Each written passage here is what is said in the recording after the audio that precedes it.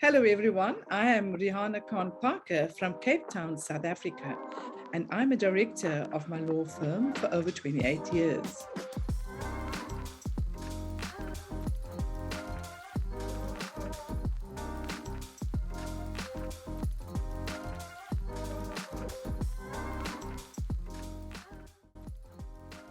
My early childhood played a pivotal role in choosing law for me or me for law. I grew up in the apartheid era in South Africa, received a gut education, and came from a highly politicized family where my father was an ANC veteran. So human rights and values and social justice was ingrained in me. And that was just a natural fit. Law came to me very, very naturally.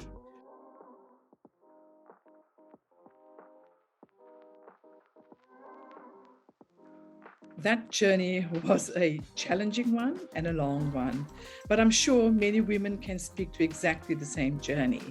I had challenges with regard to not disclosing that I would fall pregnant, not disclosing that I am pregnant, and I had to hide all of that. All the kind of fears that women had back in the 80s when jobs were very few for women, and especially women in a male-dominated environment. I realized as soon as I was pregnant that I was not true to myself, and I gave up on my articles of clerkship, which meant that I only had 6 months left of a 2-year term. I had to redo it again, but I did so. And then 3 years into my family with my 2 children, by which I had 2 children by then, I realized that I was missing out on the profession, and I was missing out on doing things for justice. And again, it was at the right time, still under the apartheid era.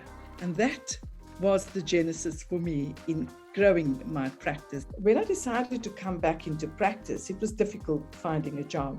And I knew the only way I could do it was to open up my own practice.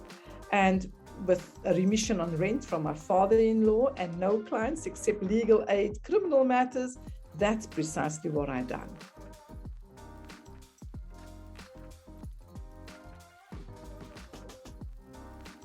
Yes, it's the typical old boys club versus the new kid, never mind how old you are as a woman on the block. And it's breaking those kind of barriers and challenges. And of course, let's not forget that there is the unfortunate situation of women holding their space and not paving the way for other women. So that's, I see those difficulties and those challenges. And so one has to learn how to navigate that domain. How does one navigate and penetrate the older boys club? And how do we as women champion a path for us so that we do get recognized for our capacity and our professionalism?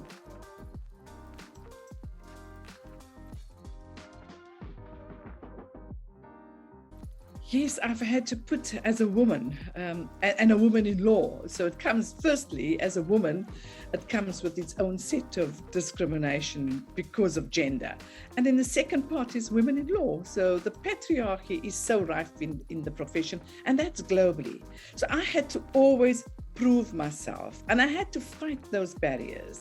And I had to literally shove down someone's throat to say, I am here. And I know what I'm doing, and trust me. And I think the difficult part is in having to prove yourself in that kind of environment. That to me was the most challenging, but I think I'm a very forceful person. So if I, for example, and I remember quite well going back to 1990s, when I was offered a position as a secretary, I would say, no, I'm not taking that position. Why don't you give that to a male? So it was the constant having to push back against the stereotyping roles that would be shoved in your face as a woman. And it takes special people to really stand up and say, I won't take that position. I want a leadership position.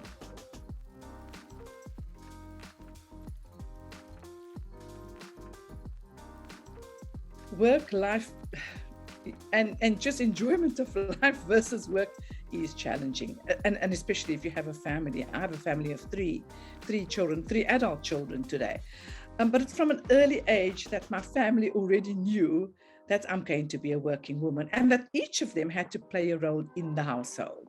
So from that perspective, I kind of set up my personal space to be conscious that there's equal roles for men and women in my home. And I think that is probably the greatest value that I've left my children with. And I think women going forward, that is exactly what they need to do. They do not have to accept the responsibility of motherhood, being a wife or a partner, as well as running a home plus a business. It's impossible to do all. So you need that extended help and that understanding within the family unit.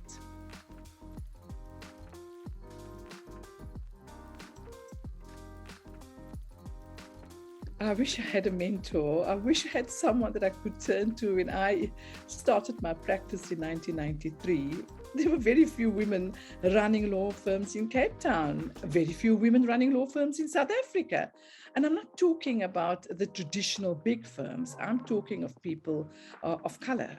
There were very few of us. So I had very few mentors that I could turn to. And I was always hoping that someone would come along, but they weren't. So I had to create the mentorship for myself, learn from men, and I think that's worked to my advantage because I now know how they think. But the value that I could learn from that was carrying that over to the next generation. And that is how I position myself. I position myself as a personal developer, as a mentor to other women. I've created various institutions and constitutions centered around women and leadership.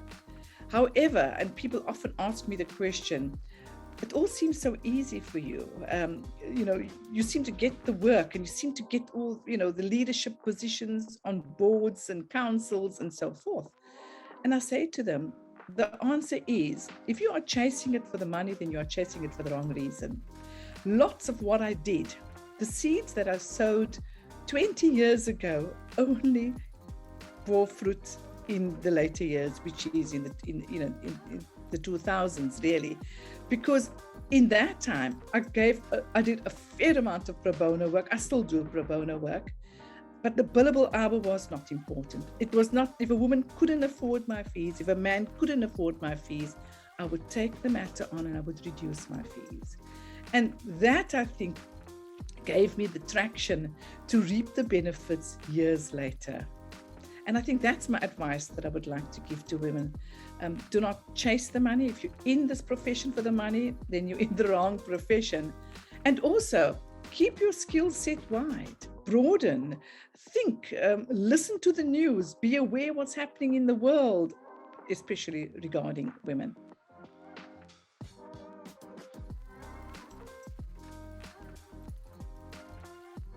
I hope to be like my father and never retire. He died at the age of 83 and still had a brilliant mind. I hope to achieve that. I've got so much unfinished business. I've got books that I've not finished authoring. I've got life stories which I still need to tell. And until such time that women gain their rightful position in all aspects of sectors, and I'm not just talking women in law, I'm talking women across sectors. Only then, when women have a seat at the table and are recognized for their voice at that table, only then will my work be done.